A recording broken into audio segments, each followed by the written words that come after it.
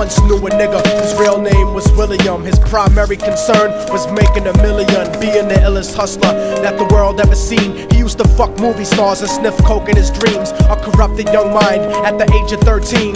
Nigga never had a father and his mom was a fiend. She put the pipe down, but for every year she was sober. Her son's heart simultaneously grew colder. He started hanging out, selling bags in the projects, checking the young chicks looking for hit and run prospects. He was fascinated by material objects, but he understood money never brought respect. He built a reputation cause he could hustle and steal, but got locked once and didn't hesitate to squeal. So criminals he chilled with didn't think he was real. You see, me and niggas like this have never been equal. I don't project my insecurities on other people. He fiended for props like addicts with pipes and needles, and so he felt he had to prove to everyone he was evil. A feeble-minded young man with infinite potential, the product of a ghetto-bred capitalistic mental. Coincidentally dropped out of school to sell weed, dancing with the devil, smoked until his eyes would bleed. But he was sick of selling trees and gave in to his greed.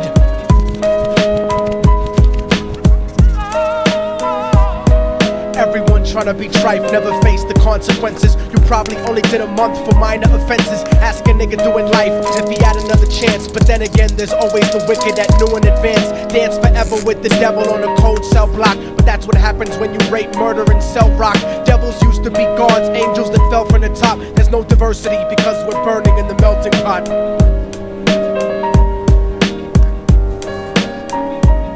So Billy started robbing niggas, anything he could do to get his respect back in the eyes of his crew. Starting fights over little shit up on the block. Stepped up to selling mothers and brothers the crack rock. Working overtime, making money for the crack spot. Hit the jackpot and wanted to move up to cocaine, fulfilling the Scarface fantasy stuck in his brain. Tired of the block niggas treating him the same.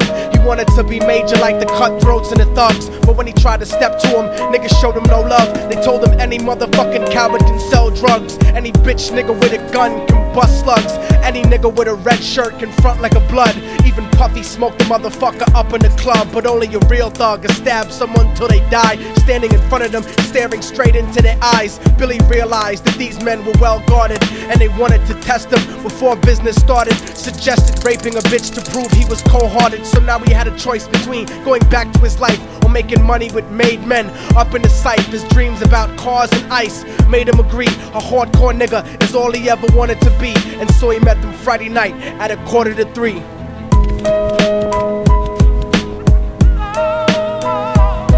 Everyone tryna be trife, never face the consequences. You probably only did a month for minor offenses. Ask a nigga doing life if he had another chance. But then again, there's always the wicked that knew in advance. Dance forever with the devil on a cold cell block. But that's what happens when you rape, murder, and sell rock. Devils used to be gods, angels that fell from the top. There's no diversity because we're burning in the melting pot.